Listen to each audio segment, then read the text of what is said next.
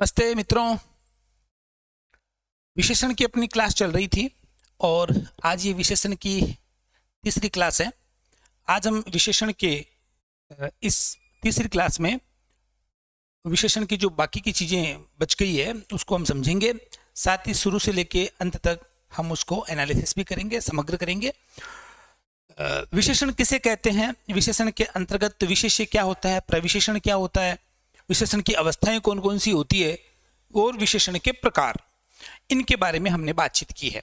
विशेषण के प्रकार जो हमारा चैप्टर चल रहा था, विशेषण के प्रकार,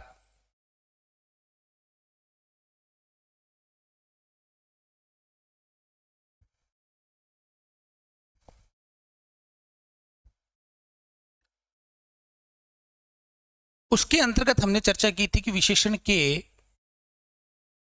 दो मुख्य आधारों पर हम प्रकार देख सकते हैं। एक हमने देखा था प्रयोग के आधार पर और उसके अंतर्गत हमने पढ़ा था विशेषण दो प्रकार के होते हैं प्रयोग के आधार पर, उद्देश्य विशेषण और विधेय विशेषण। और दूसरा हम देख रहे थे रचना के आधार पर, रचना के आधार पर।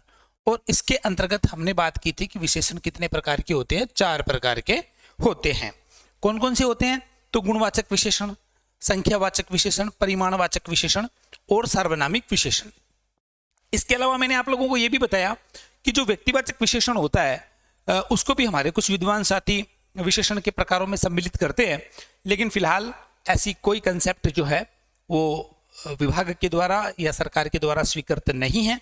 इसलिए हम रचना के आधार पर विशेषण के 4 ही प्रकार मानेंगे। इन 4 प्रकारों में से हमने गुणवाचक विशेषण के बारे में चर्चा कर ली है। गुणवाचक विशेषण के बारे में हम समझ चुके हैं, ठीक है। और हमने बात की थी संख्यावाचक विशेषण, संख्यावाचक विशेषण। इन 2 विशेषणों के बारे में हम पढ़ चुके हैं। आज की जो हमारी क्लास केंद्रित रहेगी वो परिमाणवाचक विशेषण और सार्वनामिक विशेषण, इन 2 विशेषणों पर केंद्रित रहेगी। और क्लास के अंत में हम विशेषण का जो पूरा चैप्टर है उसको शुरू से लेकर अंत तक एकाग्र करने का अभ्यास करेंगे।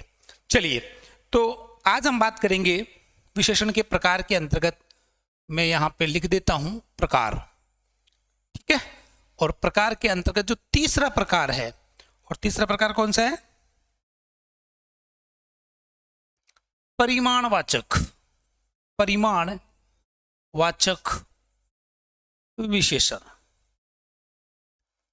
हाँ जी, परिमाण का क्या मतलब होता है, परिमाण किसे कहते हैं? अगर ये बात हमें पता है तो परिमाणवाचक विशेषण को भी समझने में कोई दिक्कत नहीं होगी।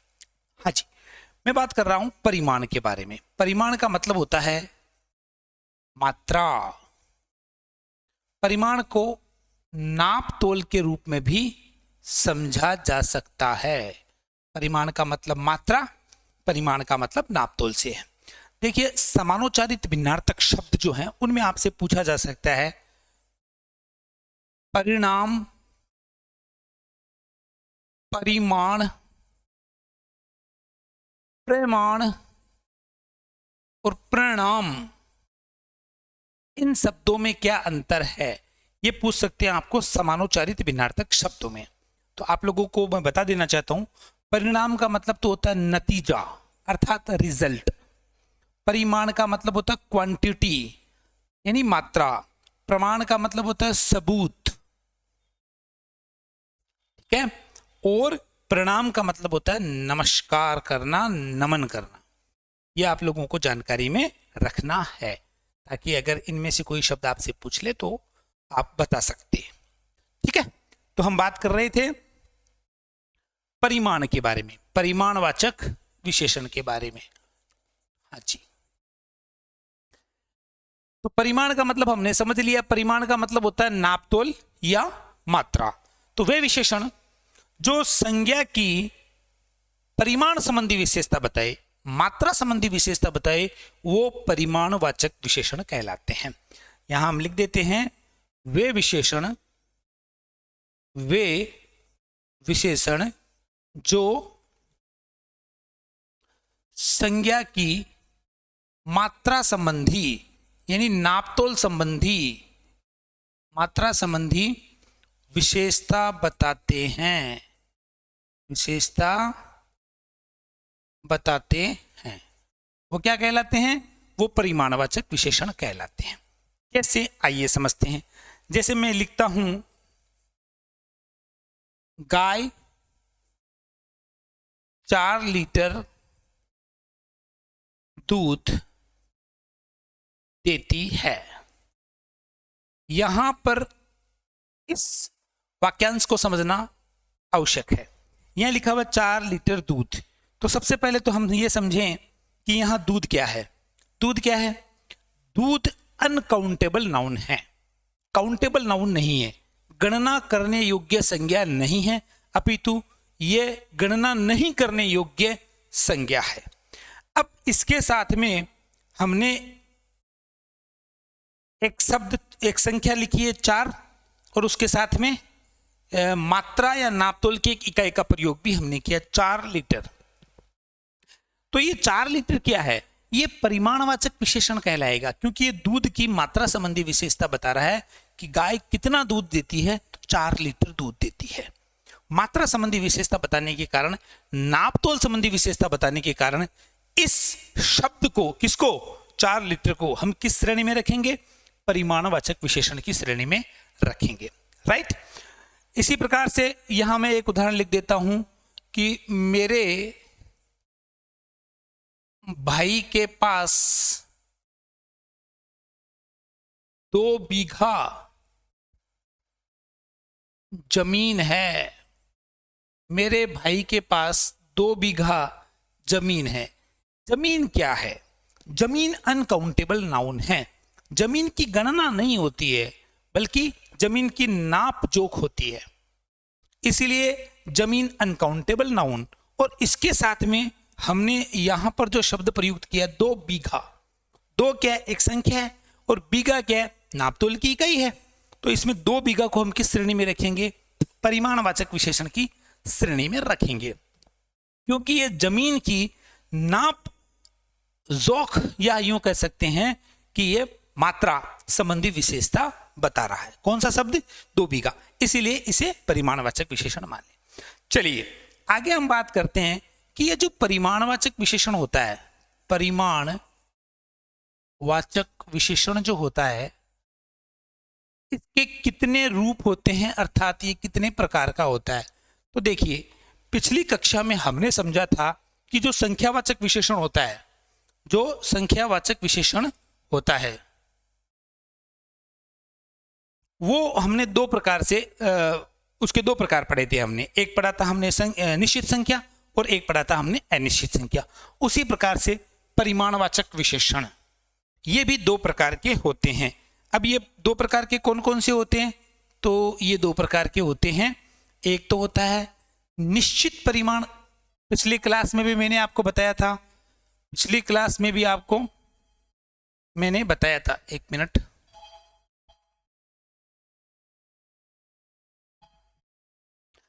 निश्चित परिमाण और अनिश्चित परिमाण। अनिश्चित परिमाण वाचक, इसे हम कहेंगे निश्चित परिमाण वाचक विशेषण, और इसे हम अनिश्चित परिमाणवाचक विशेषण। तो 2 प्रकार हो गए।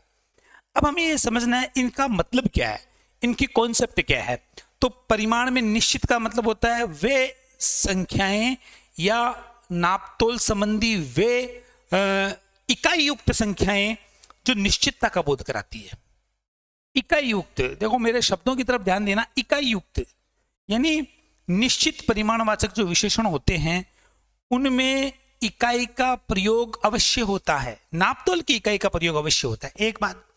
दूसरी बात ध्यान रखना है, उस इकाई से उसके साथ जो संख्या प्रयुक्त होगी वो एक निश्चितता का बोध कराएगी। जैसे अभी हमने एक उदाहरण समझा था, देखो गाय 4 लीटर दूध देती है। ये 4 लीटर क्या है? ये 4 लीटर निश्चित परिमाणवाचक, कारण क्योंकि 4 से निश्चितता का बोध हो रहा है, और लीटर क्या है? नापतोल की इकाई। तो संख्या के बाद में, एक निश्चित संख्या के बाद में हमने इकाई का प्रयोग किया है, और अनकाउंटेबल नाउन साथ में है, इसलिए ये 4 लीटर किस में जाना है? ये जाएगा निश्चित परिमाण में। इसके बाद में हमने एक उदाहरण और लिया था, मेरे भाई के पास 2 बीघा जमीन है। ये 2 बीघा क्या है? 2 क्या है? संख्या। बीघा क्या है? इकाई। जमीन क्या है? Uncountable noun. तो वो निश्चित परिमाण के अंतर्गत जानिए। राइट, चलिए। तो परिमाणवाचक विशेषण में निश्चित परिमाण और अनिश्चित। तो सबसे पहले निश्चित की बात कर रहे हैं। इसकी स्थिति इस प्रकार की रहेगी। मैं आपको एक ट्रिक के माध्यम से, एक फार्मूले के माध्यम से बता देना चाहता हूं कि किस प्रकार की ट्रिक रहेगी। देखो, इसमें सबसे पहले एक संख्या आएगी, और किस प्रकार की संख्या आएगी ध्यान रखना है, निश्चित संख्या आएगी, निश्चित संख्या। ओके, प्लस इसके बाद में आएगी इकाई का प्रयोग। किस प्रकार की इकाई का? नापतोल की इकाई का प्रयोग। और इसके बाद में क्या होगी? न गणना करने योग्य संज्ञा। न गणना करने योग्य संज्ञा, यह स्थिति रहेगी। किसमें रहेगी? निश्चित परिमाण में। निश्चित संख्या होगी, कोई भी संख्या हो सकती है, 2, 4, 5, 7, 10, जो भी है। इकाई का प्रयोग होगा, किसी इकाई? नापतोल की इकाई। ध्यान रखना है, नापतोल की इकाई। और उसके बाद में न गणना करने योग्य संज्ञा का प्रयोग होगा। आइए उदाहरण के माध्यम से हम समझते हैं। देखो, जैसे मैंने लिखा, मुझे 2 किलोग्राम चावल दे दीजिए। मुझे 2 किलोग्राम चावल दे दीजिए। यहां आपको ध्यान रखना है, 2 क्या है? एक संख्या। ठीक है, किलोग्राम क्या है? नापतोल की इकाई। चावल क्या है? न गणना करने योग्य संज्ञा। ये देखिए, तो इस प्रकार की जो स्थिति है, ये इस 2 किलोग्राम को किस श्रेणी में रखेगी? निश्चित परिमाणवाचक विशेषण की श्रेणी में रखेगी। ओके, चलिए आगे बात करते हैं कि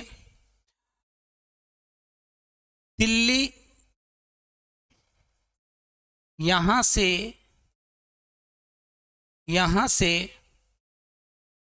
500 किलोमीटर दूर है। ठीक है, यहां देखो, अब यहां हम ध्यान देंगे, 500 क्या है? एक संख्या, निश्चित संख्या। किलोमीटर क्या है? नापतोल की इकाई, मापने की इकाई। दूर या दूरी क्या है? Uncountable noun. दूरी को हम गिनते नहीं है, अपितु उसको नापते हैं। तो यहां पर जो आया है 500 किलोमीटर, इसको किस श्रेणी में रखेंगे? इसको निश्चित परिमाणवाचक विशेषण की श्रेणी में ही रखेंगे। ओके, ये अपने को ध्यान रखना है। तो ये फार्मूला हमारे काम आएगा। ये फार्मूला, निश्चित संख्या होनी है, उसके बाद में नापतोल की इकाई का प्रयोग होना है, और उसके बाद में न गणना करने योग्य संज्ञा का प्रयोग होगा। अगर ऐसी स्थिति है तो वो निश्चित परिमाण के अंतर्गत माना जाएगा। लेकिन ध्यान रखना, आसपास की 2 संख्याएं आ जाए, एक संख्या की बजाय आसपास की, 1 मिनट, आसपास की संख्या आ जाए, उसके साथ इकाई का प्रयोग हो, तो वो निश्चित में नहीं आना है। जैसे मैं कहता हूं, मुझे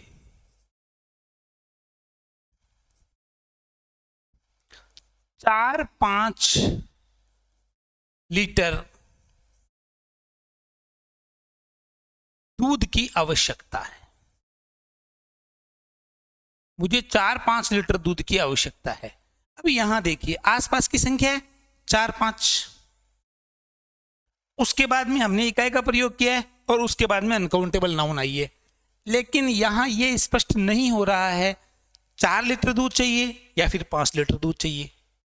4-5 लीटर दूध की आवश्यकता है, तो इसे स्पष्ट नहीं हो रहा, इसे निश्चितता का बोध नहीं हो रहा। और जब निश्चितता का बोध नहीं हो रहा है, तो इसको हम निश्चित परिमाणवाचक विशेषण में नहीं रख सकते।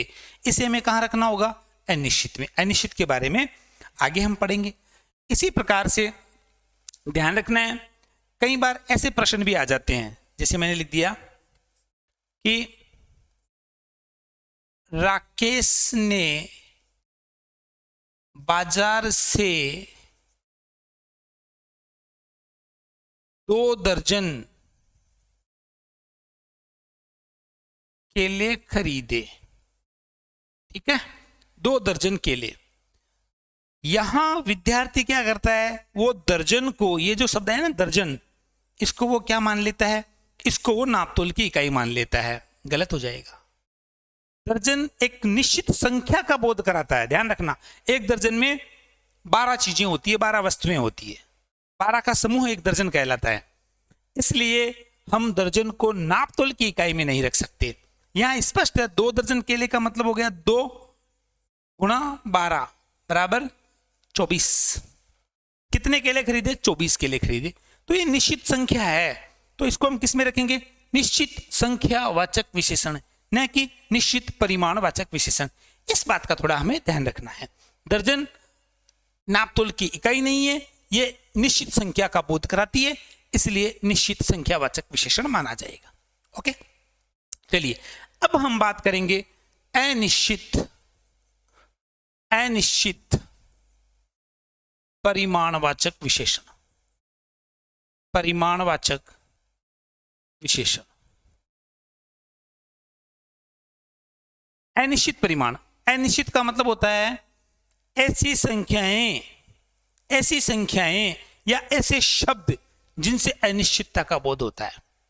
ऐसी संख्याएं या ऐसे शब्द जिनसे अनिश्चितता का बोध होता है। मैं आपको 2 इसमें आप बातें बताना चाहूंगा, इसके ट्रिक्स में 2 बातें बताना चाहूंगा। ऐसा हो सकता है जैसे अनिश्चित संख्या का बोध कराने वाले शब्द प्लस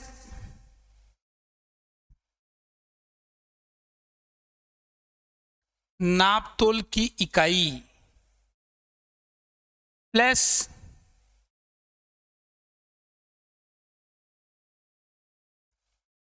गणना अथवा न गणना करने योग्य शब्द, ऐसी स्थिति हो सकती है। अनिश्चित संख्या का बोध कराने वाले शब्द हो सकते हैं, जैसे अभी हमने लिखा था मुझे 4 5, इससे अनिश्चितता का बोध होता है। नापतोल की इकाई litre, metre, kilometre, kilolitre, inch, foot, इस प्रकार के शब्द। और गणना करने या न गणना करने योग्य, मैंने यहां लिख दिया दूध, न गणना करने योग्य संज्ञा। अब देखो, अब इसको किस में रखेंगे, 4 5 लीटर दूध। अभी भी मैंने समझाया, थोड़ी देर पहले इस उदाहरण में मैंने आपको समझाया। ये देखिए, मुझे 4 5 लीटर दूध की आवश्यकता है, इसको हमने अनिश्चित में रखा। क्यों रखा, क्योंकि 4 5 से अनिश्चितता का बोध होता है। कोई दिक्कत नहीं है, उसके साथ में नापतोल की इकाई है उसके साथ में नापतोल की इकाई, परंतु निश्चितता का बोध नहीं हो रहा है, इसलिए उसको अनिश्चित परिमाण में। तो एक बात तो ये हो सकती है कि अनिश्चित संख्या का बोध कराने वाले शब्द होंगे, उसके बाद में नापतोल की इकाई का प्रयोग होगा, और उसके बाद में गणना अथवा न गणना करने योग्य शब्द। देखिए, आपके दिमाग में प्रश्न उठ रहा होगा, गणना वाले शब्द भी आ सकते हैं क्या? हाँ जी, आ सकते हैं। कैसे? उदाहरण से समझाता हूं। मैं एक लिखता हूं कि रमेश ने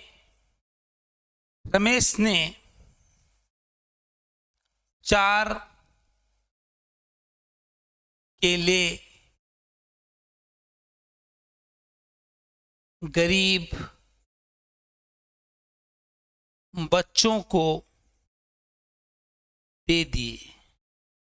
अब देखना, 4 केले, रमेश ने 4 केले गरीब बच्चों को दे दिए।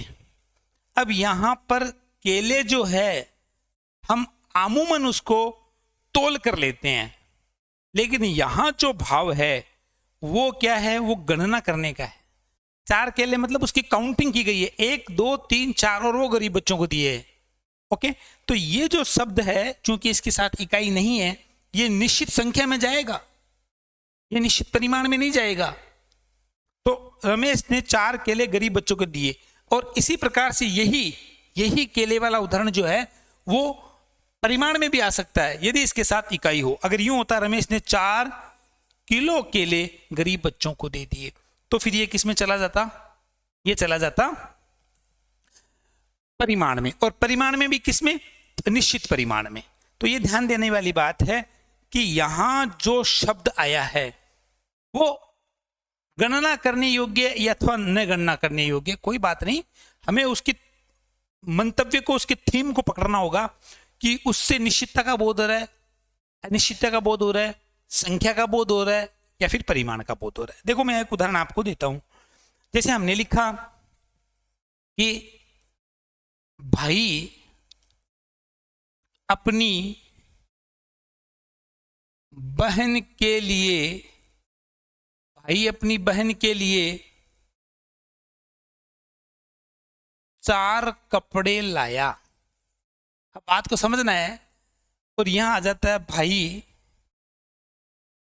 अपनी बहन के लिए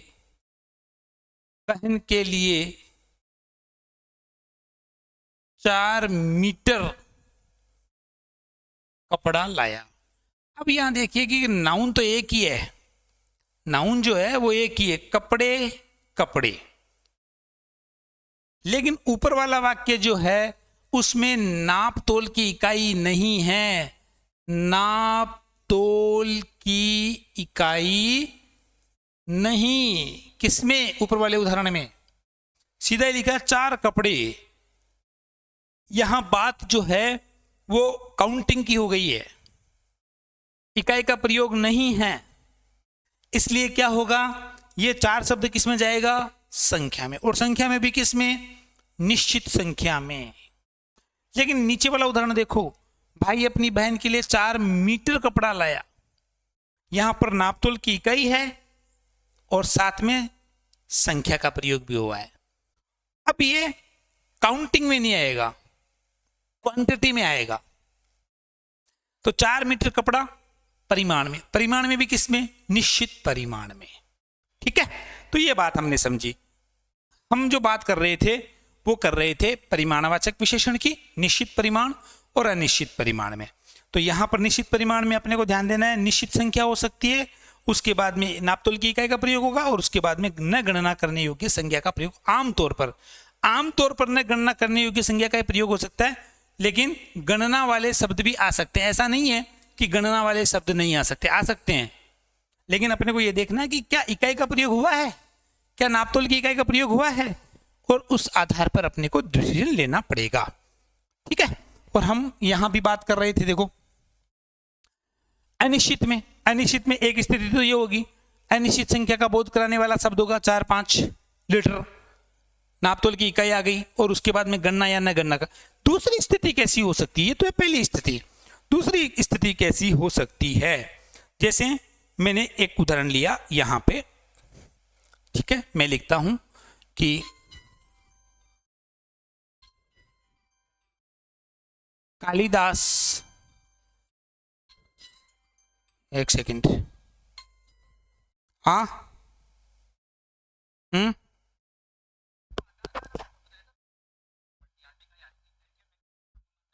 अरे तो दे दे यार, तो दिन तो हो गया, रुक तो जा।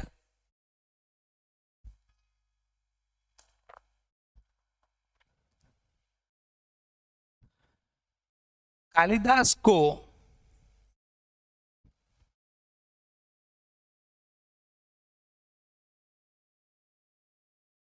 अति ज्ञान की प्राप्ति हुई। अति ज्ञान, कालिदास को अति ज्ञान की प्राप्ति हुई। यहां पर ज्ञान क्या है? यहां पर ज्ञान जो है वो अनकाउंटेबल है, ज्ञान को गिन नहीं सकते। ठीक है, ये भाववाचक संज्ञा है, और मैंने आपको जब भाववाचक संज्ञा पढ़ाई थी तब मैंने आपको बताया था कि भाववाचक संज्ञाओं का नापतोल और वजन ज्ञात नहीं किया जा सकता। और इसके साथ में शब्द आया अति। ये जो शब्द है इससे अनिश्चितता का बोध होता है। इसका बोध होता है, अनिश्चितता का बोध होता है। तो चूंकि ये अनकाउंटेबल है, इकाई नहीं है, हमें समझना पड़ेगा, इकाई नहीं है, लेकिन यहां पर ये जो संज्ञा है वो न गणना करने योग्य है, न गणना करने योग्य। और इसके साथ जो विशेषण आया है वो किस प्रकार का है? ये विशेषण अनिश्चितता का बोध कराता है, इसीलिए इस विशेषण को किस में रखेंगे? अनिश्चित, अनिश्चित परिमाण वाचक, अनिश्चित परिमाणवाचक विशेषण के अंतर्गत रखेंगे। जैसे उदाहरण लिखा अल्प बुद्धि, अल्प बुद्धि, बुद्धि क्या है? बुद्धि को हम गिन नहीं सकते, एक बुद्धि, दो बुद्धि, तीन बुद्धि, ऐसी थोड़ी होती है। बुद्धि को नापते हैं बुद्धि लब्धि के सूत्र द्वारा। और यहां पर एक शब्द है अल्प, क्योंकि ये जो बुद्धि शब्द है ये क्या है? अनकाउंटेबल। और इसके साथ जो विशेषण आया अल्प, उससे पता नहीं चलता कि कितनी, ये पता नहीं चलता।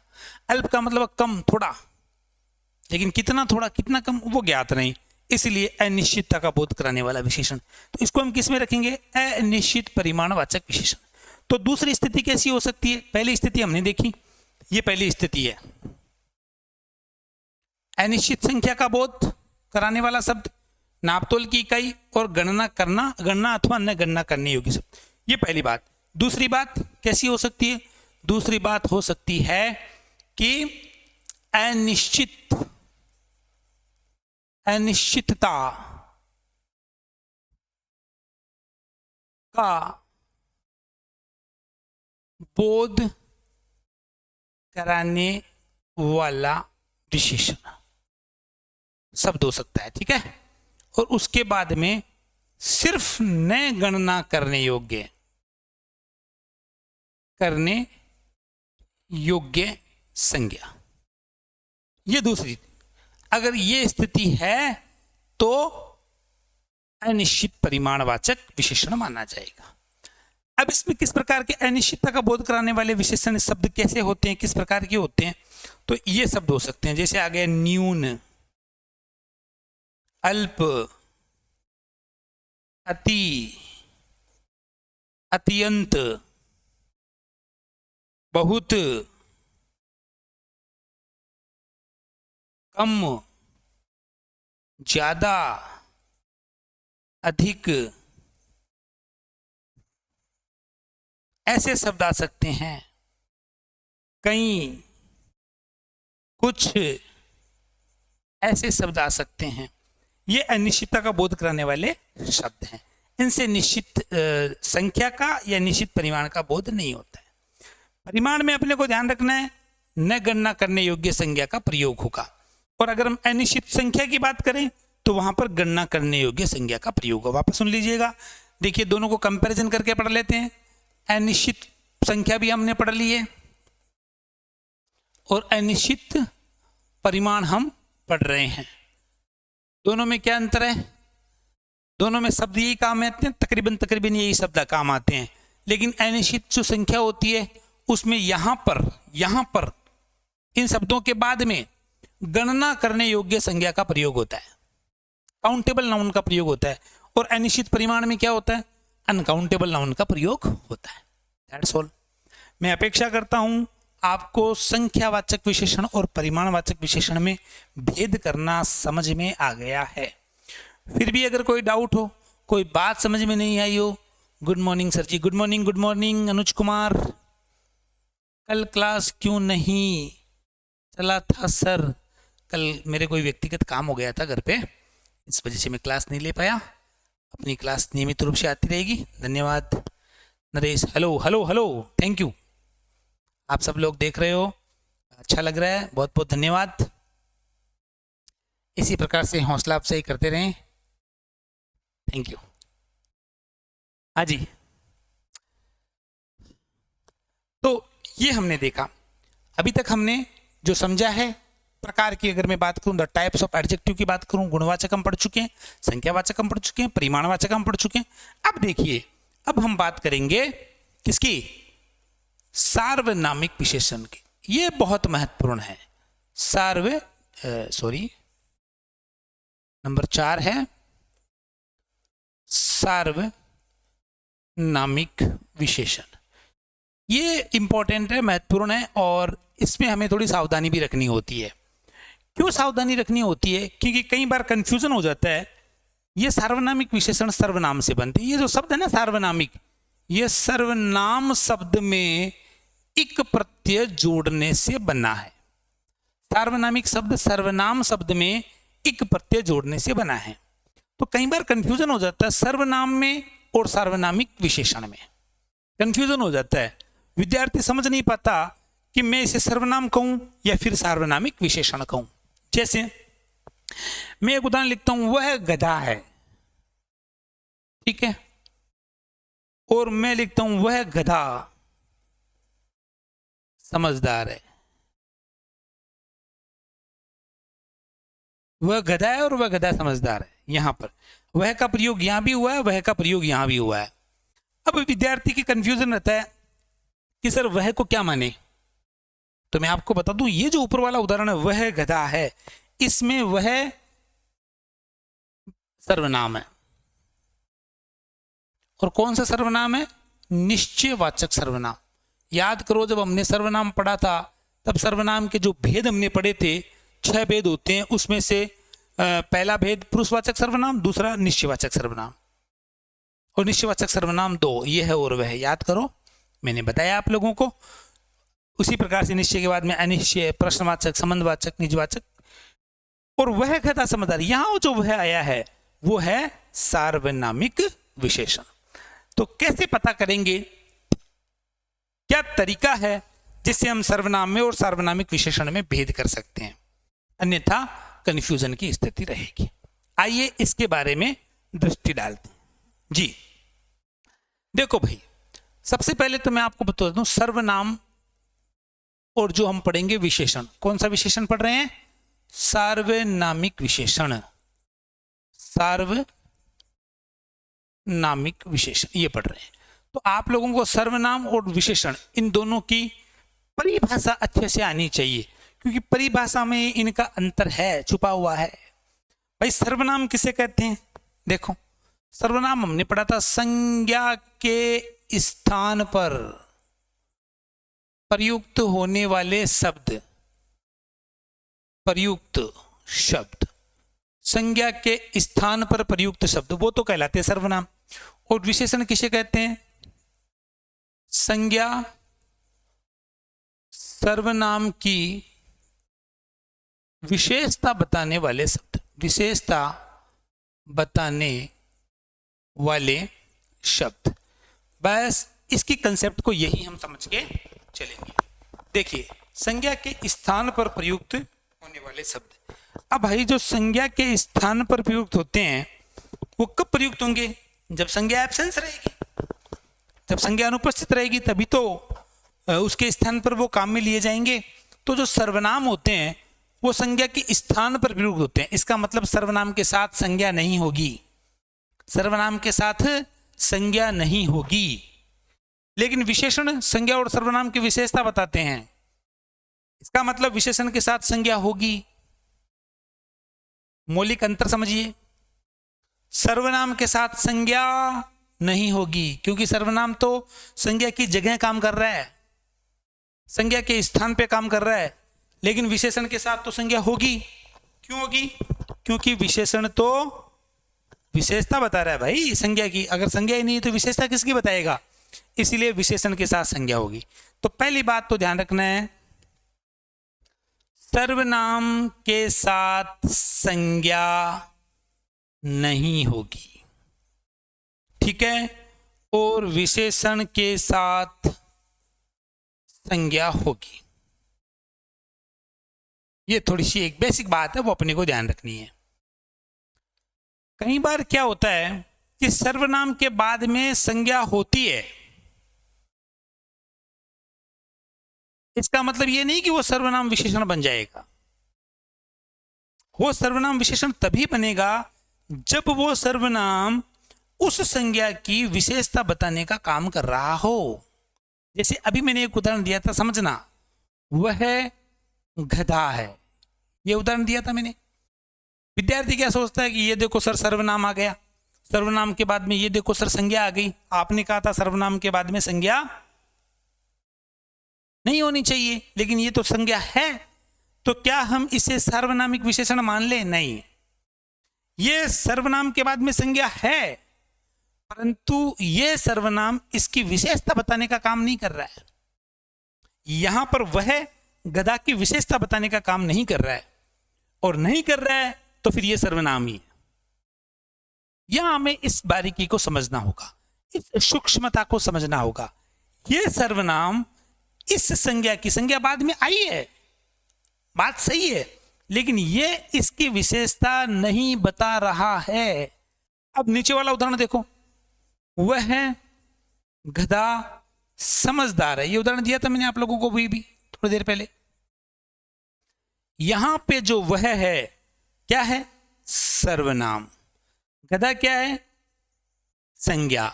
लेकिन यहां पर वह जो है वो उस गधा की विशेषता भी बता रहा है साथ साथ में, इसलिए अब ये सर्वनाम सर्वनाम नहीं रहा, ये क्या बन गया है? विशेषण बन गया है। इस बात का अपने को ध्यान रखना है। तो अमूमन क्या होता है, सर्वनाम के बाद में संज्ञा नहीं होती है और विशेषण के बाद में संज्ञा होती है अमूमन। लेकिन यह भी ध्यान रखना, अगर सर्वनाम के बाद में संज्ञा है तो वो सर्वनाम उसकी विशेषता भी बताना चाहिए। अगर नहीं बता रहा है तो फिर वो सर्वनाम ही है, चाहे उसके बाद में संज्ञा हो, उससे कोई फर्क नहीं पड़ेगा। ठीक है, तो ये डेफिनेशन से हमने समझा संज्ञा के स्थान पर प्रयुक्त सर्वनाम और संज्ञा सर्वनाम की विशेषता बताने वाले विशेषण। क्लियर? अब हम एक बात और समझते हैं। सार्वनामिक विशेषण को हम और किस नाम से जानते हैं? संकेतवाचक विशेषण के नाम से भी जानते हैं। संकेतवाचक, ये तो बेसिक बात मैंने पहले भी बता दी थी। सार्वनामिक विशेषण को हम संकेतवाचक विशेषण, इसमें एक बात नोट करके रखने वाली है कि सर्वनाम कितने? संख्या में तो 11 होते हैं, प्रकार उनके 6 होते हैं। प्रकार में एक प्रकार होता है पुरुषवाचक। पुरुषवाचक सर्वनाम। अब पुरुषवाचक सर्वनाम मैंने पढ़ा था कि 3 प्रकार के होते हैं, उत्तम, मध्यम, अन्य। और उत्तम में हमने पढ़ा था मैं, हम। मध्यम में हमने पढ़ा था तू, तुम। अन्य में हमने पढ़ा था वह, वे। अब वह का प्रयोग अन्य के लिए, थर्ड पार्टी के लिए हो, थर्ड पर्सन के लिए हो, तब ही। अगर वह का प्रयोग निश्चितता का बोध कराने वाले या मैं यूं कहूं संकेत करके बता सकने वाली स्थिति में हो तो फिर नहीं। ठीक है, तो एक तो पुरुषवाचक सर्वनाम, मतलब ये 3 सर्वनाम मैं, तू, वह। और एक सर्वनाम होता है निजवाचक सर्वनाम, और निजवाचक सर्वनाम होता है कौन सा? आप। ये हमने सर्वनाम में पढ़ा था। सर्वनाम की क्लास अगर आप लोगों ने नहीं देखी है तो हमारे YouTube चैनल पर और सर्वनाम की क्लास देखिए आप लोग। निजवाचक सर्वनाम होता है आप। इन 2 सर्वनामों का नोट करने वाली बात है भाई, पुरुषवाचक सर्वनाम मैं, तू, वह और निजवाचक सर्वनाम आप, इनका कभी भी सार्वनामिक विशेषण नहीं बनाया जा सकता। इनका कभी सार्वनामिक विशेषण नहीं बनाया जा सकता।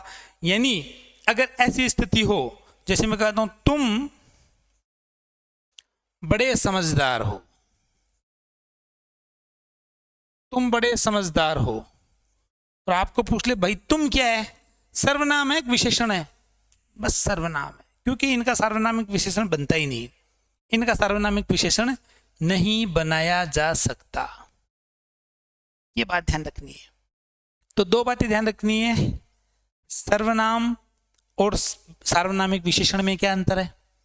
सर्वनाम के बाद में संज्ञा नहीं होगी, अगर संज्ञा है तब भी अगर वह सर्वनाम उस संज्ञा की विशेषता नहीं बता रहा है तो फिर वो सर्वनाम ही है, वो विशेषण नहीं है।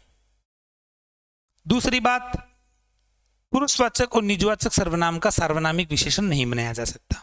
तो किस किस का बनाया जा सकता है? एक तो बनाया जा सकता है निश्चयवाचक सर्वनाम का। निश्चयवाचक जो सर्वनाम है उसका बनाया जा सकता है। निश्चयवाचक सर्वनाम यह है, वह। यह को जब चेंज करते हैं, यह के साथ जब कारक चिन्ह जोड़ना होता है तो यह को इस में परिवर्तित करते हैं और वह को उस में परिवर्तित करते हैं।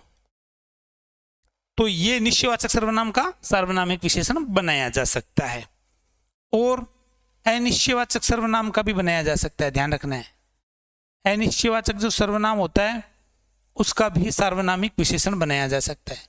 अनिश्चयवाचक एक होता है कोई और एक होता है कुछ। कोई का रूप हम बदल सकते हैं, किसी में उसे परिवर्तित करके फिर हम कारक चिन्ह यूज में लेते हैं, किसी ने, किसी को, किसी से, और इसका रूप नहीं बदलता है। एक होता है प्रश्नवाचक सर्वनाम, इसका भी सार्वनामिक विशेषण बनाया जा सकता है।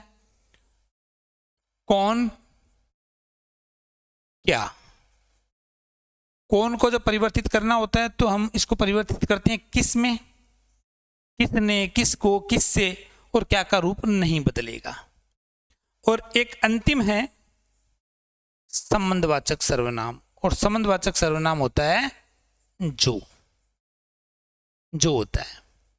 जो को परिवर्तित करना होता है तो जिस, और बहुवचन में करेंगे तो जिन, जिसने, जिसको, जिससे, जिनने, जिनको, जिनसे। इन 4 सर्वनामों का ही सार्वनामिक विशेषण बनाया जा सकता है।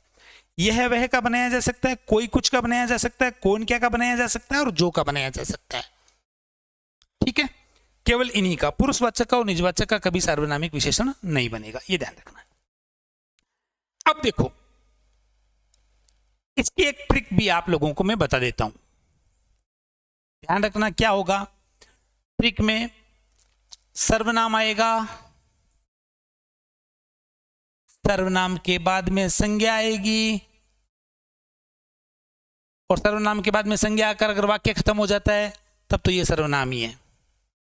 लेकिन सर्वनाम के बाद में संज्ञा, और संज्ञा के बाद में अगर यहां विशेषता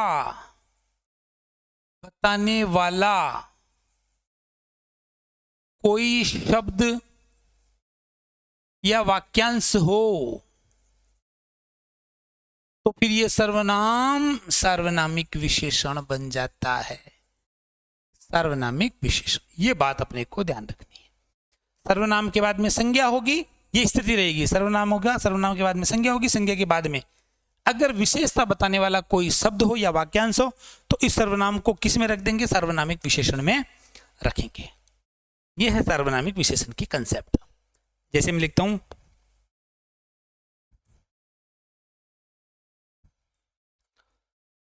जिस पुस्तक को मैंने पुस्तक मेले से खरीदा वह खो गई। अब यहां देखो, जिस सर्वनाम है, उसके बाद में संज्ञा आई है पुस्तक, और उसके बाद में आया है वह खो गई। उस पुस्तक की विशेषता बताइए, वो पुस्तक कहां गई, क्या हुआ उस पुस्तक का, उस पुस्तक की क्या विशेषता है, वो खो गई। तो वो जो चीज है ना, विशेषता बताने वाला वाक्यांश है, इसलिए अब ये सर्वनाम नहीं रहा है, ये क्या बन गया है, सार्वनामिक विशेषण बन गया है। तो इस प्रकार की स्थिति हो तो वो सार्वनामिक विशेषण माना जाएगा। अगर ये वाक्य यूं होता, जिसे मैंने खरीदा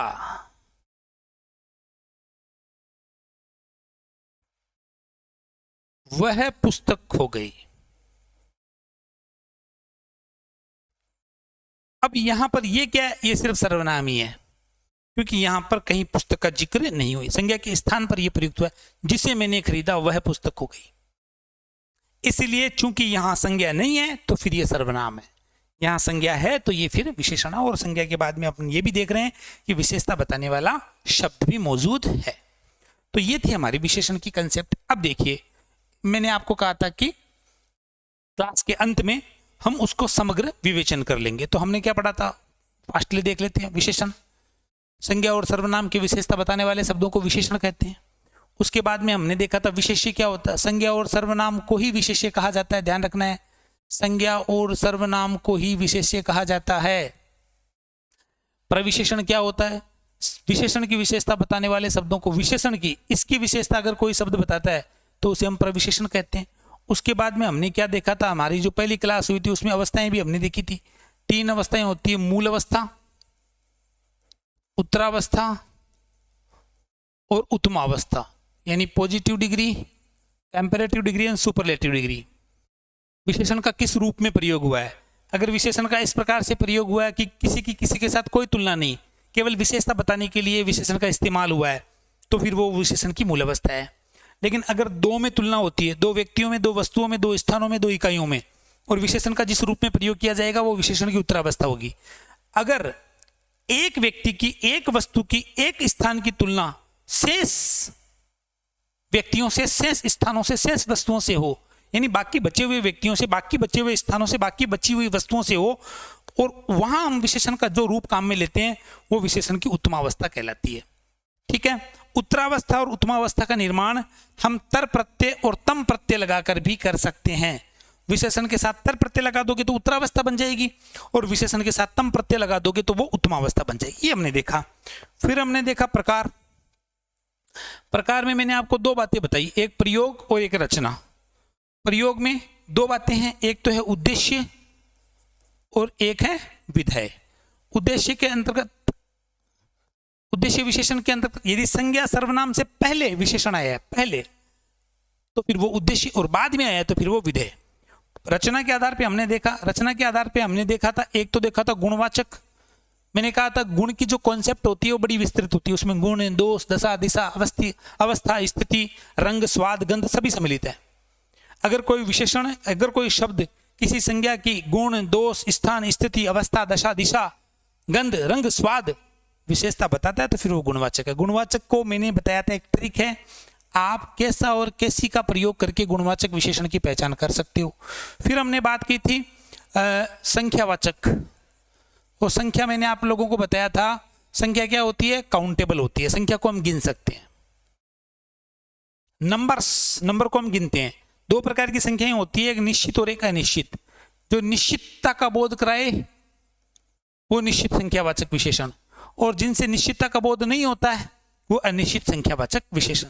इसी प्रकार से हमने समझा था परिमाण। परिमाण का मतलब होता है नापतोल, और जो ये भी 2 प्रकार के होते हैं, निश्चित परिमाण और अनिश्चित परिमाण। जिससे निश्चितता का बोध होता है, निश्चित मात्रा का बोध होता है, निश्चित नापतोल का बोध होता है वो निश्चित परिमाण में, और जिनसे अनिश्चितता का बोध होता है वो अनिश्चित परिमाण में। इन दोनों की जांच करने के लिए, जैसे इन गुणवाचक की जांच करने के लिए हम कैसा और कैसी का प्रयोग करते हैं, संख्या और परिमाण की जांच करने के लिए हम कितना और कितनी का प्रयोग करते हैं, कितना, कितनी, कितने, इनका प्रयोग करते हैं। और अंत में हमने पढ़ा था सार्वनामिक। सार्वनामिक विशेषण को हम संकेतवाचक विशेषण के नाम से भी जानते हैं।